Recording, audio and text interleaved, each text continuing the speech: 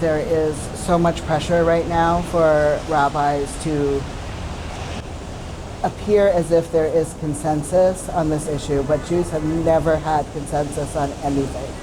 That one of the strongest Jewish values that we have is dissent. And the idea that it is somehow dangerous for Jews to dissent is the least Jewish thing I've ever heard. President Biden! U.S. rabbis demand a ceasefire now! Our calling for a ceasefire now was brought into the General Assembly while the U.S. is there shamefully defending their veto of a ceasefire.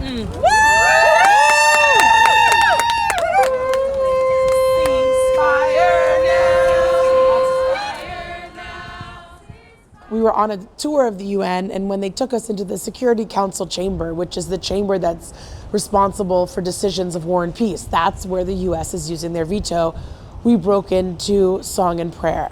And the most important thing is we weren't protesting the UN, we were bringing our message to the US as they were shamefully defending a veto, preventing the protection of Palestinian civilians. We want the United Nations to be the institution that it was promised to be when it was founded. So the UN was founded in 1945 in the wake of World War II, the wake of the Nazi Holocaust, in order to ensure that nothing like that would ever happen again. What we are here to say to President Biden and to the U.S. Ambassador to the United Nations is you do not speak for the Jewish community in blocking this call for ceasefire. The world wants a ceasefire. The majority of Americans want a ceasefire.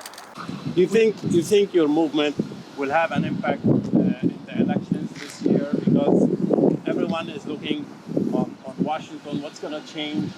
What's the next policy in the Middle East will be?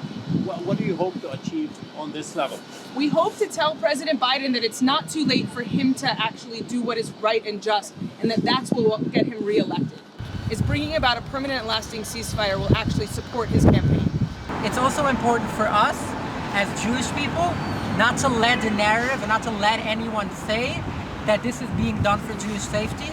And I will say personally, as an Israeli citizen and as a Jewish American, every day the war continues is a day where more and more Palestinians are killed, more and more Palestinians are injured and expelled from their homes, and more Jews are threatened and more Jews are put at risk. This is not for anyone's safety.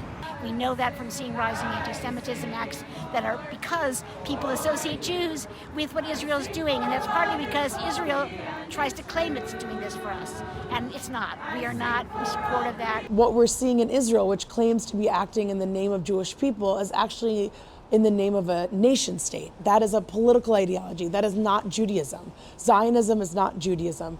Judaism is a robust religious tradition of many thousands of years that has been clear throughout the millennia that we are a tradition of peace, we are a tradition of life. This is a time of great moral crisis in the Jewish community, and many Jews look to their rabbis to understand how they should make sense of current events and political events. I'm a huge fan of the praying with our feet that Rabbi Heschel used to say. There's a story in the Talmud, people coming to rabbis and complaining about bad things, and they say, "Tzeu v'hifginu b'rchovah shel ir."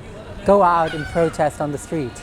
It goes back to as long as there have been Jews. We have been showing up for what's right. We have been showing up for what we believe will make the world a better place.